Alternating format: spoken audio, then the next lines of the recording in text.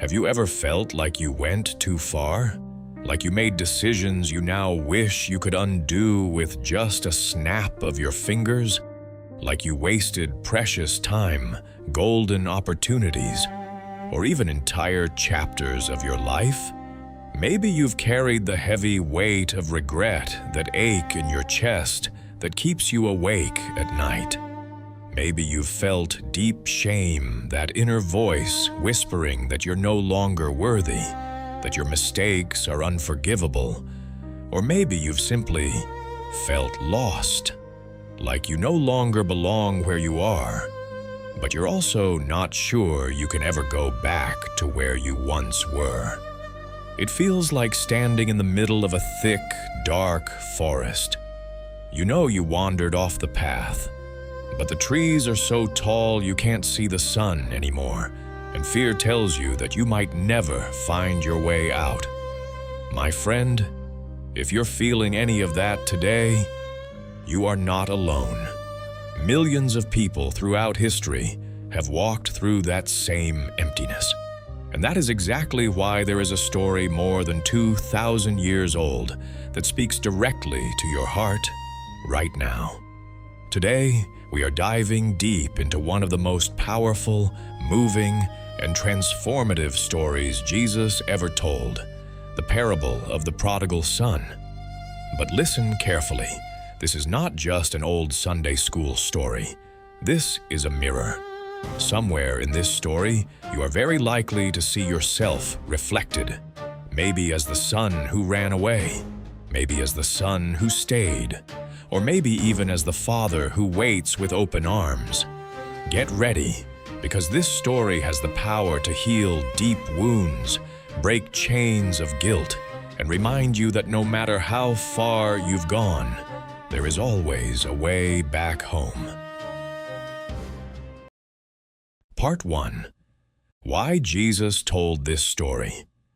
Before we step into the story itself, it's crucial to understand the exact moment when Jesus shared it.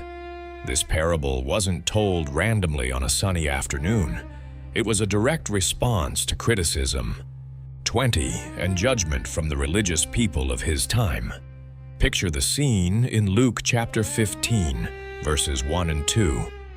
Then all the tax collectors and the sinners drew near to him to hear him, and the Pharisees and scribes complained, saying, "This man receives sinners and eats with them." On one side were the sinners, tax collectors, seen as traitors for working with the Romans, prostitutes, people who didn't strictly follow the religious laws, and society's outcasts. These were the lost ones that respectable people avoided like the plague. On the other side were the Pharisees and scribes, strict religious leaders who followed every single rule in the Old Testament law, plus hundreds of their own traditions. They saw themselves as the righteous, the pure, the ones who deserved God's favor because of their hard work and perfect obedience. The problem? Jesus, the one who claimed to be the Messiah, the sent one from God, was spending time eating and fellowshipping with those people. To the Pharisees, this was outrageous.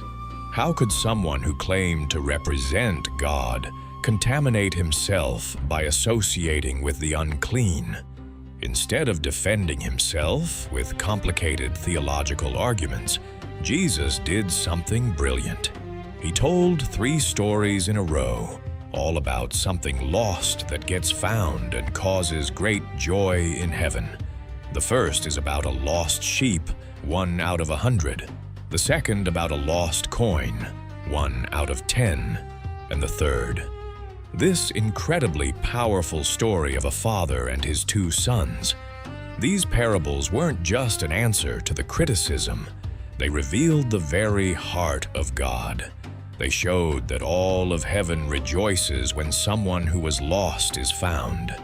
And especially in this final parable, Jesus directly confronts the judgmental attitude of the Pharisees through the character of the older brother. This context is essential The story is not only for those who partied and ruined their lives.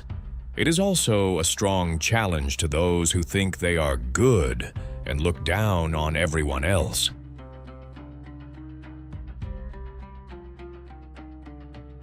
Part 2. The Younger Son. The decision that changed everything. A certain man had 2 sons, and the younger of them said to his father, "Father, give me the portion of goods that falls to me." So he divided to them his livelihood. Luke 15:11-12.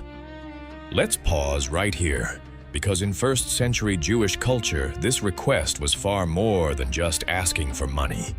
It was an act of deep disrespect and rejection. In that time, inheritance was usually divided after the father's death. The oldest son received a double portion, 2/3 of everything, and the younger received a smaller share. Asking for the inheritance while the father was still alive was the same as saying, "Father, I wish you were already dead. I want my share now because I don't want to live under your authority or in your house anymore." It was like publicly breaking the family relationship in the most painful way possible. In a culture built on honor and shame, this brought deep humiliation to the father. People in the village would have expected the father to respond with anger, disowning the son or punishing him severely. But here comes the first surprising twist in the story. The father says yes. He doesn't argue. He doesn't curse him. He doesn't reject him. He simply divides his property and gives the younger son his portion, about 1/3 of everything he owned. This reveals something profound about the father's character from the very beginning. He respects his son's freedom, even when that freedom leads to painful consequences. He does not force love or obedience. He lets him go. Does this sound familiar?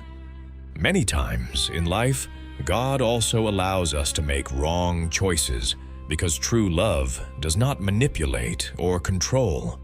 It gives freedom even when it hurts.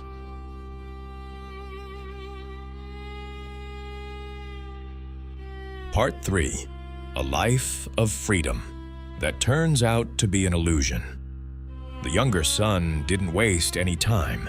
He gathered everything he had been given, traveled to a distant country, and there wasted his possessions with prodigal living. Luke 15:13. At first, everything seemed wonderful. Picture the scene. Constant parties, new friends surrounding him while the money lasted, pleasures with no limits, wild nights, fine food, adventures, and total independence. No rules, no parents scolding him, no responsibilities. "I'm finally free," he must have thought. But freedom without purpose, without wise boundaries, and without a relationship with the one who loves us, rarely lasts. The money ran out, and when the money disappeared, the so-called friends vanished like smoke. The same people who laughed with him and flattered him while he was paying the bills, they were gone.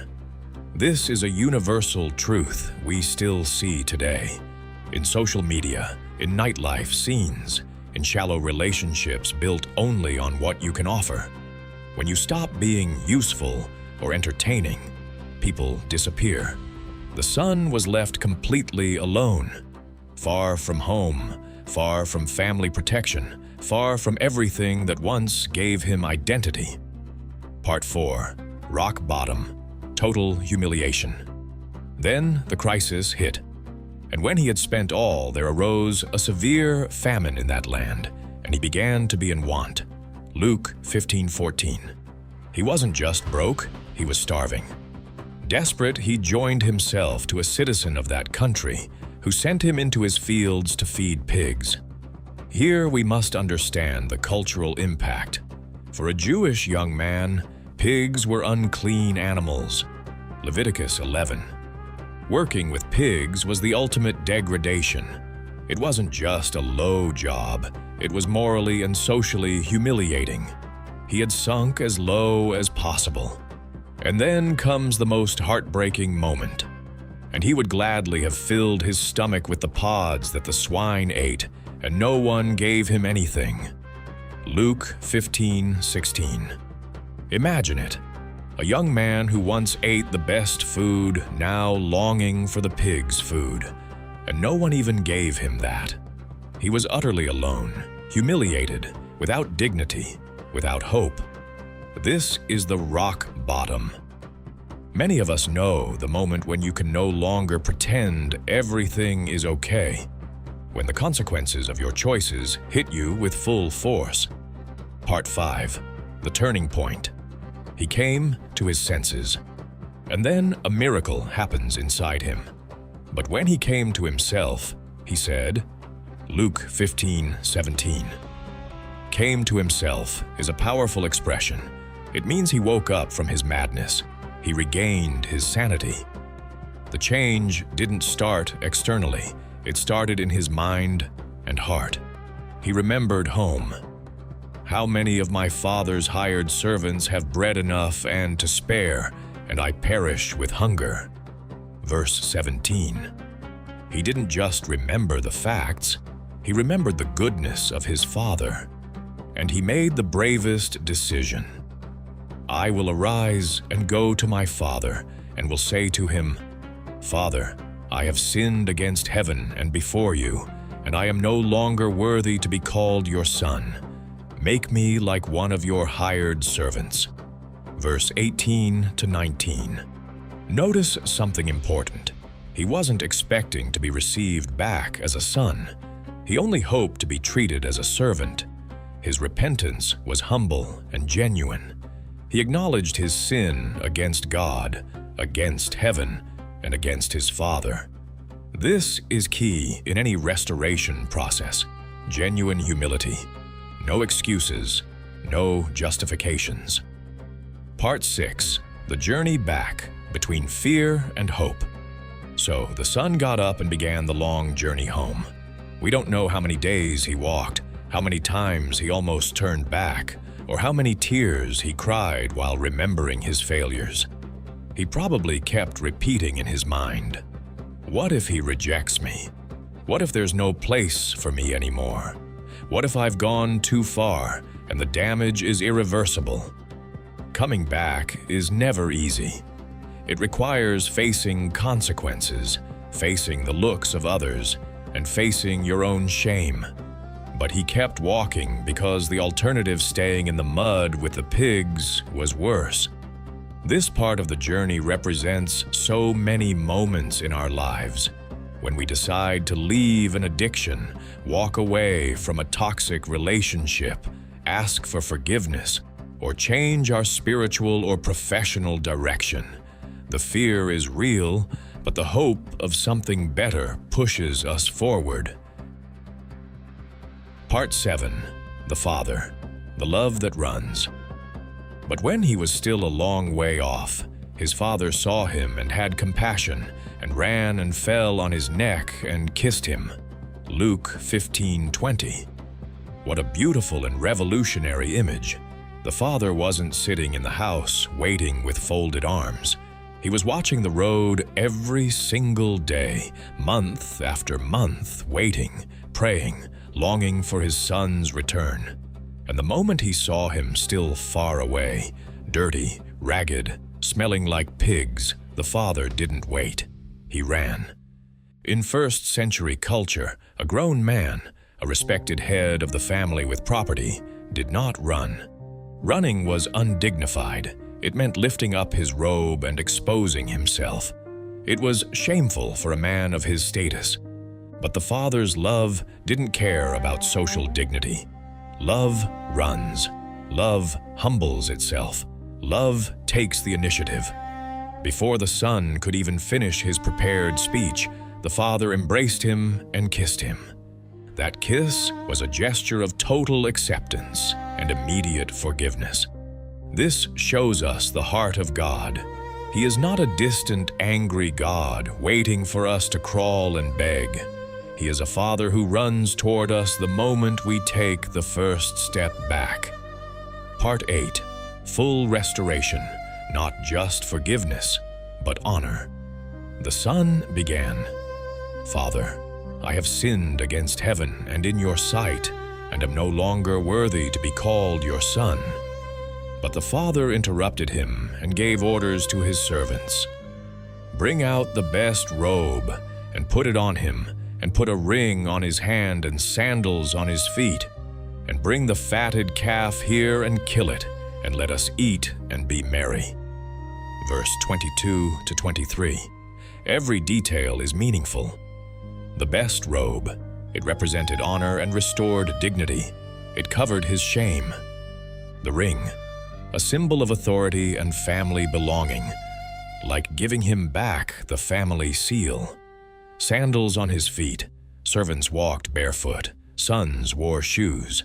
This confirmed he was not being treated as a hired servant, but as a full son. The feast with the fatted calf, an extravagant celebration, not a simple meal. The very best to mark that this, my son, was dead and is alive again. He was lost and is found. Verse 24. This was not half-hearted forgiveness. This was complete restoration. God doesn't just forgive. He restores identity, purpose, and joy. Part 9. The older brother. The one who stayed but was also lost. The story doesn't end with the party. Jesus intentionally includes the older brother to confront the Pharisees and all of us who are like them. The older brother, who had been faithfully working in the field, heard the music and dancing. When he asked what was happening and was told his brother had returned and the father had killed the fatted calf, he became angry. He refused to go inside. He stood outside, resentful. When the father came out and pleaded with him to join the celebration, he exploded. "Lo, these many years I have been serving you. I never transgressed your commandment at any time. And yet you never gave me a young goat, that I might make merry with my friends. But as soon as this son of yours came, who has devoured your livelihood with harlots, you killed the fatted calf for him." Verses 29 to 30. The older brother obeyed, but his obedience was resentful. He served out of duty, not love. He felt superior and believed love and celebration should be earned through effort. He didn't understand grace. And here is the great revelation. Both sons were lost. One left physically to a far country, the other stayed home, but his heart was far from the Father. One sinned through open rebellion, the other through self-righteousness and judgment. The father also went out to the older son. "Son, you are always with me, and all that I have is yours." Verse 31. He reminded him that the relationship had always been there, but the older son had not enjoyed it. Part 10. The true meaning. 3 characters, 1 central lesson. This parable is not just about a rebellious son. It is about 3 characters that represent deep spiritual realities. The younger son represents those who openly walk away from God, chasing pleasure, independence, or the good life. The sinners that society judges. The older son represents the religious, the moralists, those who stay in the house, but whose hearts are pharisaical, judgmental, feeling superior, and failing to understand undeserved grace. The father represents God himself, and by extension, the heart of Jesus. A father full of compassion who loves unconditionally, who runs toward the lost, and who celebrates their return with great joy. The central message is not, "Don't make mistakes." It is that the response to our mistakes matters more than the mistakes themselves. God values repentance and humility far more than pretended perfection. Jesus was telling the Pharisees, "You complain because I receive sinners, but heaven rejoices when they return. Why don't you rejoice too?" Part 11. Life Lessons. Deep and practical applications. This story is packed with practical wisdom we can apply today. 1. Freedom without a relationship with the Father leads to destruction. We often chase freedom, easy money, pleasures, fame, total independence, thinking it will make us happy, but we end up enslaved by our own choices. 2. Rock bottom can become the best place to wake up. Sometimes God allows painful situations not to punish us, but so we come to our senses and remember who we really are. 3. It is never too late to return. No matter how many years you've been away, how many mistakes you've piled up, or how dirty you feel, the Father is still watching the road. 4. Real love restores, it does not shame.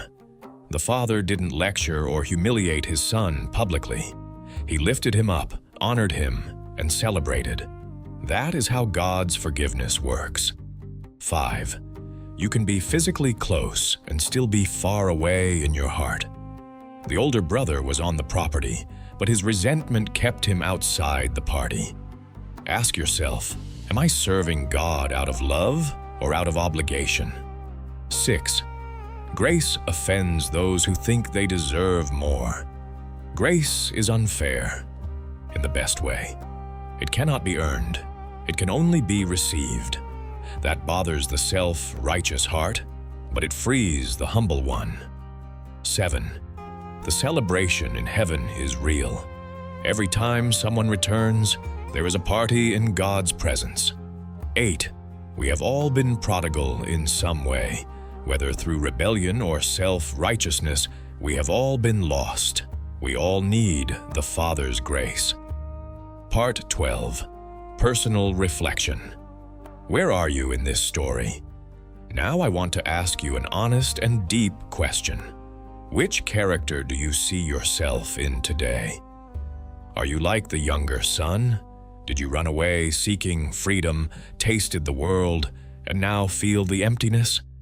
Are you in a far country, feeding emotional or spiritual pigs? If so, the Father is waiting for you. The first step is to come to your senses and decide to return.